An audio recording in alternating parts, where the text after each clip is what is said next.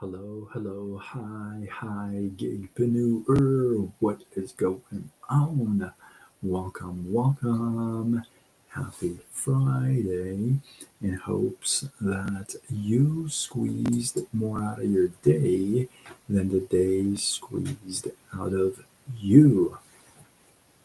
I am Sean Azimi, and I am that corporate grinder dude from before that used to work in a call center environment for many years, putting in 12, 14, 16-hour days, 6 days a week, sometimes 7 days a week, crazy time. Sheena.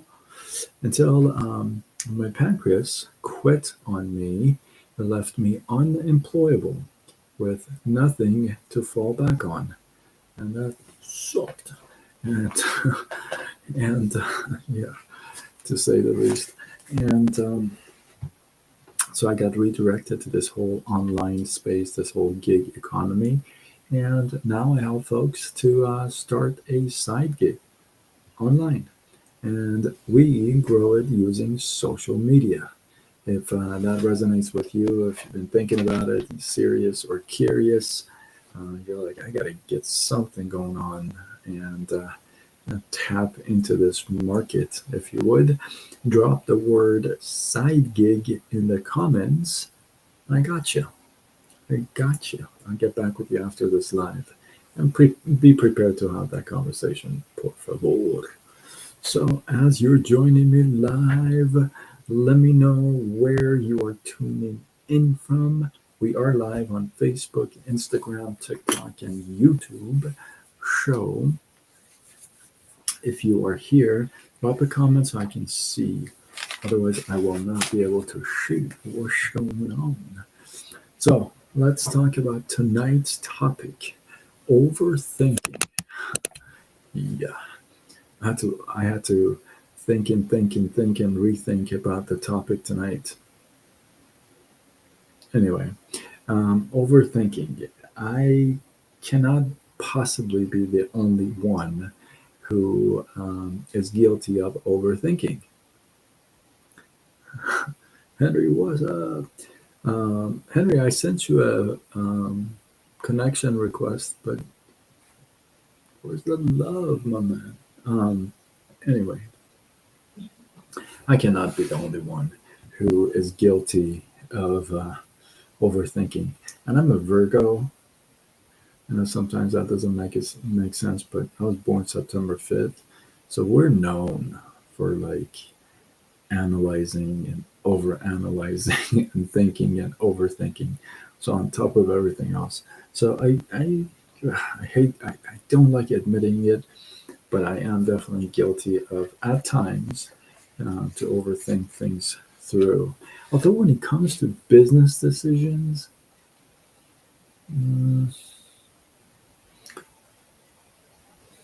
I don't overthink actually. I usually act pretty quickly. I either say yes or I say like no. And my yes means yes and my no means no. And yeah, when it comes to business, I usually actually make pretty quick decisions, usually a turnaround. If I have to overthink, not overthink, if I have to think about the numbers or what have you and run them through or something. But usually, anyway, I digress. Let's get back into this. Overthinking. Um, you may think, well, you know what? Overthinking is lack of something. Um, Overthinking, you may be thinking, you may be thinking that you're doing yourself a favor by taking more time than you really need to think through a situation or a decision, right? So, but in reality, it's going to lead you to places where it's pretty dark. It's it's not where success lies. And I'll give you a little story. There was a there was a let's see, that's my theology class. All problems come from a lack of something, usually internal. Theology, I like that. Apparently, I like a lot of things. So I was reading comments on TikTok for those of you or on other platforms.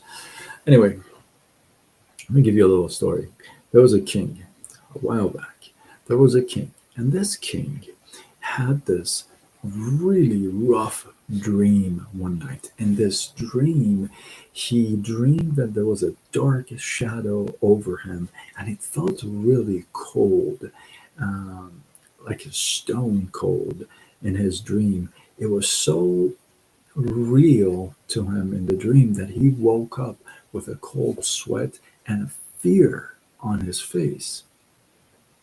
So um, he tells his people, "Hey, gather up. I had a dream, and I need to know what this means." So he tells his assistants and everybody else. He says, "You know what? Bring all the dream chasers and interpreters, and I want to speak to them about my dream." So he has a bunch of people show up, and he starts asking people, "Hey, this is the dream I had. What does it mean? Because it has me in fear and worry." Well, one says, "You know what? This is from God. This is a dream from God. It's a sign from God." Another one says, "You know what? Death doesn't appear in dreams." Another one says, "It's just a nightmare. It's just a nightmare." Fourth one says, "Maybe our uh, enemy kingdom will attack us today." Another one says, "Maybe it has to do something with an earthquake. Maybe we're going to experience an earthquake today." Well, these guys start talking among themselves, and each one is trying to prove his own point, and is really stressing on that, right? A few hours go by, and this old servant who had been working for the king for many, many years, he comes to the king and whispers in his ear and says, "You know, you're the king, and I don't think you should be a fool, because if you're listening to these guys, these clowns, um, you're being very foolish. Listen, if death gave you a warning, I wouldn't sit here and wait and listen to these guys. If death gave you a warning, I would personally, I would recommend you get on your fastest horse and go as fast as you can, as far as you possibly can. I would not be sitting here waiting to hear from these bozos." Maybe he didn't say bozos. King thinks for a second and says, "That's pretty reasonable, actually. That sounds pretty reasonable. This guy is right." So he sneaks from the back, he gets on his fastest horse, and he starts riding. And he starts riding fast like he is never done before. And he just keeps going in one direction. And his goal is to get as far as possible to the kingdom. Before you know it, the horse is tired, thirsty, and they have come very far. In fact, so far that he can't even see anything behind him anymore. He's been riding for the whole day and night. Finally, he finds a tree and says, "You know what? I think we've done enough. We've done a really good job." He finds this really peaceful place, this nice tree, and he hops off the horse, gives the horse some love, and says, "You know what? You've done really well today. I rode the heck out of you, and you've done really well, and you got me far, far, far away. So now I can relax and rest in peace." Well, he sits down under a tree, and as he starts to close his eyes and kind of start to relax a little bit, he feels this coldness around him, this stone cold, almost exactly the same as what he felt in his dream. And he opens his eyes and he sees this dark shadow standing over him. So he looks up and he says, "Who are you?" And the dark shadow says, "I'm death." King says, "How can you be here? I made sure that I rode fast and I rode far to get away from you. I'm not at the palace. I'm way off the palace. So how are you here?" Death says, "I wasn't supposed to be at the palace. I was supposed to be here. I was supposed to meet you here. But because you were taking your sweet little time, I decided to show up in your dream and give you a little hint. And because you wanted to escape from me, you decided to hop on your fastest horse and ride as fast as you can and get as far as you possibly can from the palace. And that was the plan. And now you're here." The punchline of this story is that so many times we overthink a decision and it drives us to death and destruction. It it it it leads us to not taking action.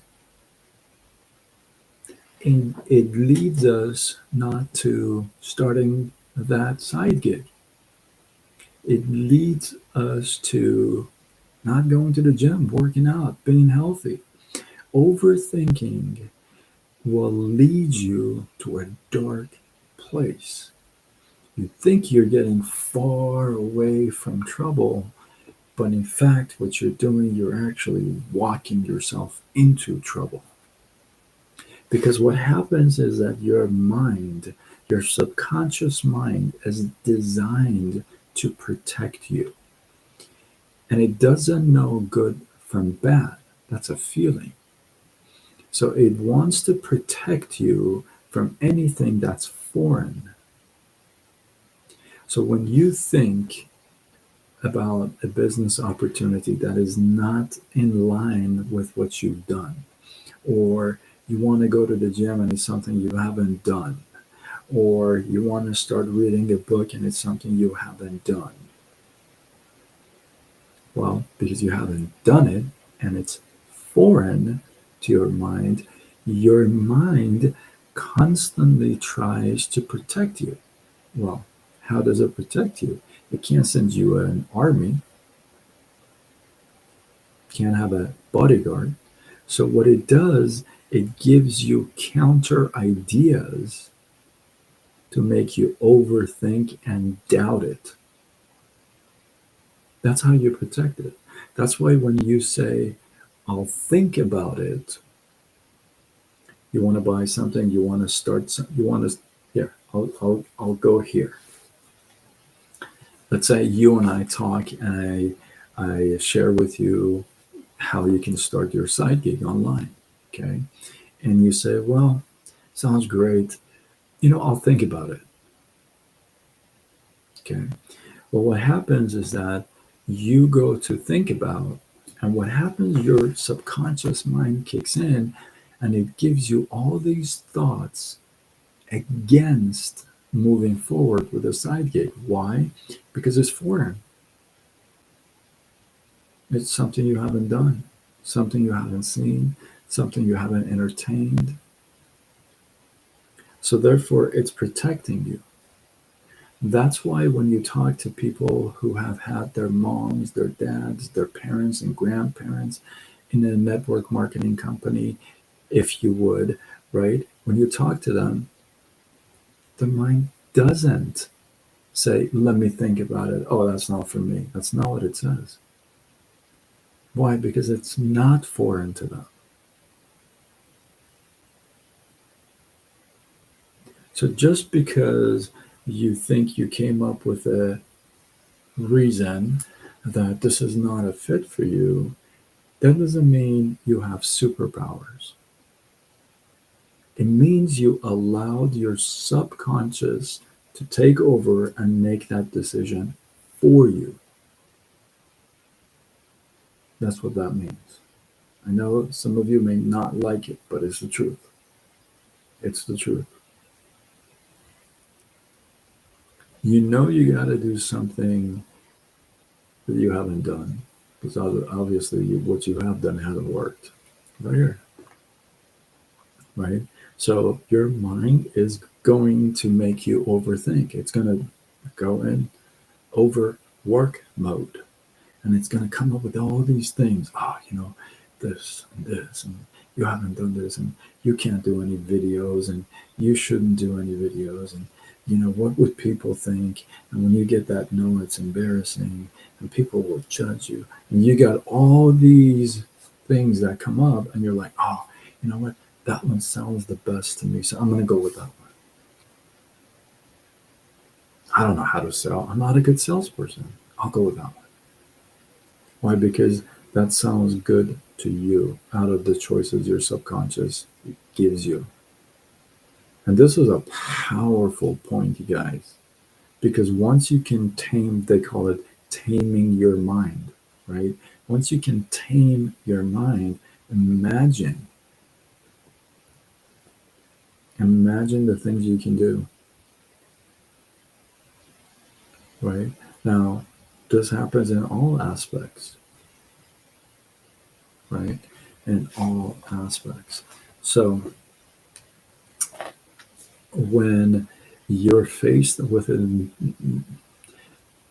decision making, right? You got to make a decision about something. Um, you got to make that decision quickly. Here's what happens. They say successful people make decisions quickly and change it, alter it over time. Let me ask you this. What successful person do you know that took forever to decide on anything? Anything. Let's say Sylvester Stallone, my favorite guy, right? So he did 1,500. I've done a couple lives, obviously, on Rocky. 1,500 auditions, and they all were no. His first part was in a movie for 30 seconds, and the entire time in the movie, he was getting beat up. That was his part, his first role in an acting role. Now, when you go through 1,500 auditions, okay, and you get no's, when do you think he decided he wants to be an actor?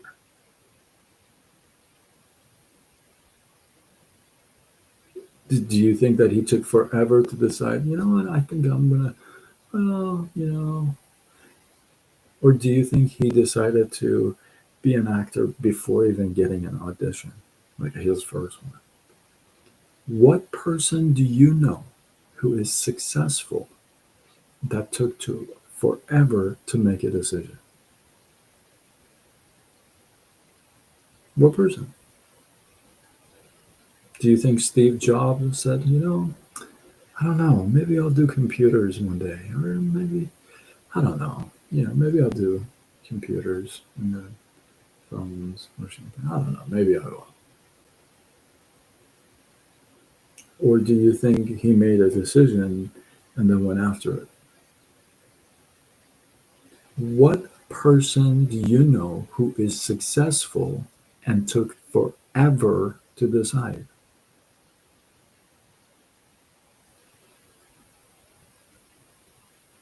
What makes you to be one? Elon. Elon took forever to make a decision? I don't think so. He started with PayPal, And he was like, you know what, I'm going to start PayPal.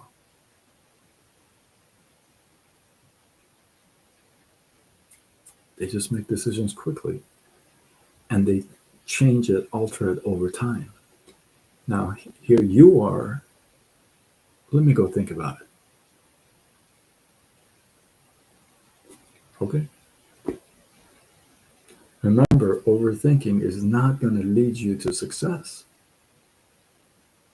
You don't have one example of anyone who overthought a decision and became successful. Give me one example.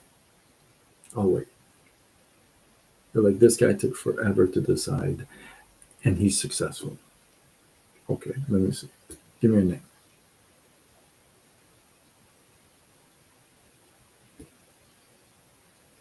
And yet you want to be that first one. And that makes sense to you, right? Because it doesn't make any sense to me, and it doesn't make sense to any person who's successful. But yet you're going to change everything. Doesn't sound very good when you think about it that way, huh? Right? I'll tell you in a second. Royal Magnolia. I'll tell you in a second. It doesn't even sound right. It's like, son, if you're a parent, right? You're like, son, I want you to take forever and decide what you're going to do with your life.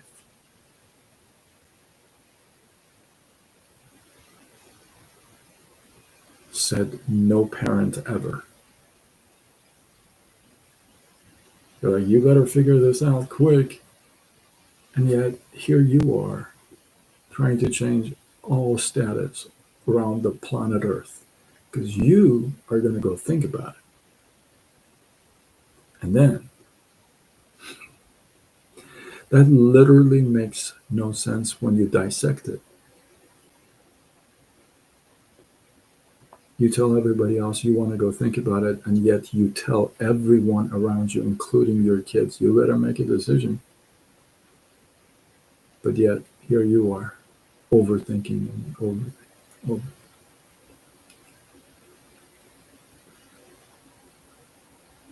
Maybe you'd be the first one in all of these gazillion years that you took forever to decide and became successful.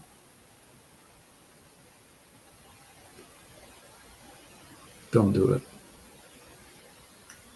Don't test gravity. It's there. You know, it's there. It doesn't need to be tested, right? So when it comes to making a decision, if you want to be successful, make that decision quickly. Now, here's the thing. I never said say yes quickly. I said make the decision quickly. In the beginning of this live, I mentioned, people come up to me and ask me for, this, that, and I can look at it and I'll tell you yes or no. My yes is a yes, my no is a no. You make the decision. But I don't take 1,600 days to make a decision, right? So when it comes to making a decision, I'm asking you to make that decision quickly, intelligently, do your homework, and get into it, right? Or refuse it. But you're not going to change the world. Nobody took forever to decide and then became successful. So follow that, right? And with that, hopefully you guys got some love, some inspiration, some value. I appreciate you guys. Drop your thoughts, your comments, your feedback below. I always go back and reread them no matter what platform you place them in. And yeah, and I know you know somebody who needs to hear this, get value from this. Come on. Tag them, share it with them. Let's go. And with that, I am Sean Azimi. I'll tell you what I do. I'm somebody who used to work in a call center environment, corporate world. I was actually in the corporate world for 24 years. Whew, man. I worked 12, 14, 16-hour days. That was normal to me. um, 6 days a week, often 7 days a week, until my pancreas shut down on me, left me unemployable with nothing to fall back on. And I mean nothing to fall back on. And that sucked. And so I got redirected to this whole online space, this whole gig economy. And now, not only I love it, like I literally love it. And I kind of wish that I was not only introduced to it sooner, but I wish I kind of understood it earlier. You know, it took me a while to understand this profession, but a- anyway. So not only I love it, but I help folks just like you, just like me, to start a side gig online, and we grow it using social media. So whether you're serious or curious, you kind of want to know what's available online, what are these things that people talk about, what are the options, then drop the word. What is a gig economy? That's a good question. So gig economy. So if you've ever watched any of my lives, or if it's your first time, hopefully it's not your last time. But gig economy, I refer to gig economists as gigpreneurs. So I call everybody a gigpreneur. And a gig economy is where you maybe have a full-time job or you have something to do, but you also have a side business, right? You got a little something that's cooking in the oven on the side. You're doing something online. You're doing affiliate marketing. You're doing network marketing. You're drop shipping. Well, whatever it is doing, you got something going on the side. Not a job, but something that you're using the internet and the online and the social media space for, right? So that's kind of gig economy. And I never in a million years, I talked about this last night in detail, actually. But I never thought in a million years I'd end up here because I was in the mortgage industry for 19 years. And like I said, I was working a gazillion hours a day, and that was normal to me. Now, because of my pancreas, I can't even get a job. Like, I can't get a customer service job for 8 hours a day. Can't do it because my body doesn't allow me. I don't hold any food in. So I have frequent visits to the bathroom for no reason. Sometimes, when this all started, I was going to the bathroom, no joke, over 180 times a month, 200 times a month. I lost 49 pounds of muscle and I shrunk in 1 year. So I didn't know what to do, right? It's just like I talked about it last night. You'll hear me say often, I don't believe we get restricted, we get redirected. Is this the only platform? No, I actually am on Facebook, Instagram, TikTok, YouTube, X, and LinkedIn. Why not? Like right now, we are live on Facebook, Instagram, TikTok, and YouTube, right? So I'm live, and then I post everything on all the platforms. Why not? I mean, if you're going to market something, right? If you're going to put yourself out there, why would you just put it in one place? You might as well just put it across the top social platforms, right? And here's the thing: this is the first time in time that you can do stuff without paying advertising. I don't advertise. I was actually talking to a guy tonight that he's looking at the business. He goes, "So how much do I need to pay for advertising a month?" I go, "What? No. How about zero?" I'm one of those stingy guys, man. I won't let you spend more than you really need to, right? I mean, I may recommend an app that's like $8 a year or something, but I'm not. You can grow all kinds of stuff using social media with really low budget. That's why this whole gig economy is for real. Like I talk about it often. I said I never knew. Like I never knew. Like when my pancreas shut down and everything went crazy. I just didn't know what to do. I've had 38 jobs in 10 industries, 24 years in corporate world, 19 in mortgages, and I was always successful, right? And I wasn't used to like what the heck just happened. It's like what? So yeah, so these people that are selling products and selling services online. Um, Here's the thing. I'll give it to you straight. You know what? It's like any business. You could be a barber. You could be a hairdresser. You could be a tattoo artist. You could be a car salesman. You could be a realtor. You could be a chef. Whatever it is, right? There's always people that do really well, and there's always people that suck, and then there's people in between. It's just real talk, right? And it's the same thing here. There are people who are killing, crushing this game, right? I work with, yeah, I work with my mentors. I work with these ladies. Like I said, I've been in the like sales industry all my life, and I've never seen women like this. These women are just incredible at what they do, and it's all online, right? So why not learn from those folks that have really cracked the code about this whole gig economy and how to promote products and services online? People are buying them. Either way, you can deny it all day you want. People buy them. You're one of them. You buy stuff online. It's just for real. Um, so there's people that are crushing it. Like seriously, like I know women that like the numbers are insane. Like I come from high level sales in mortgages, and these women are just some of these people are amazing, like unbelievable what they do. And so this whole gig economy, you could have a little side business. You can work at about an hour, half an hour a day, um, and you'd get some results. Like you would get results, you know, and that's just real talk, you know. The only thing I would recommend is just tame your expectations. Because a lot of people get into the business and go like, I want to make $10,000. Okay, and then for the whole entire month they show up 5 minutes, you know. So just gotta tame your expectations.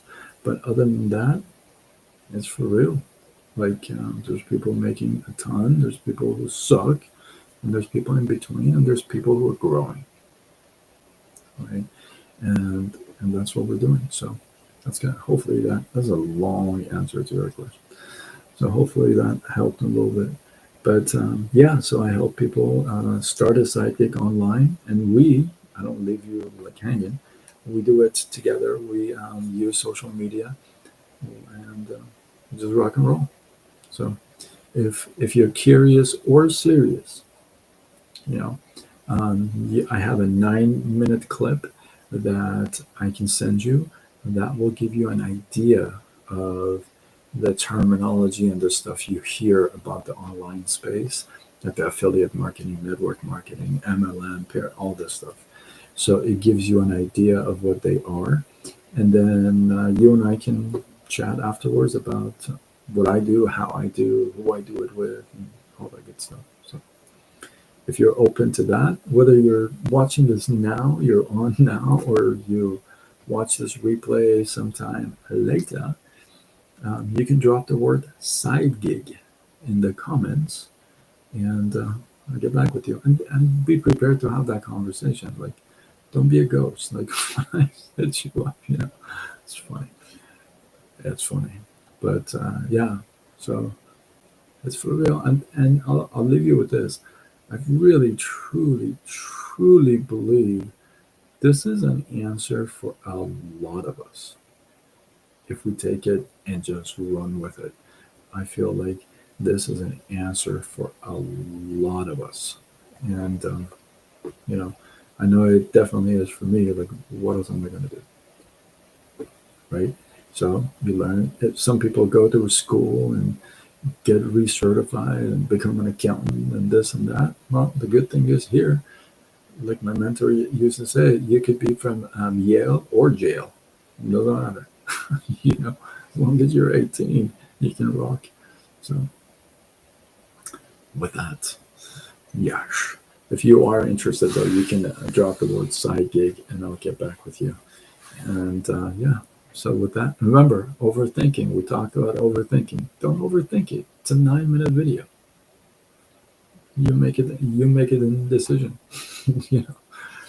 So with that, I am signing off until tomorrow, when we do it all over again. Much love.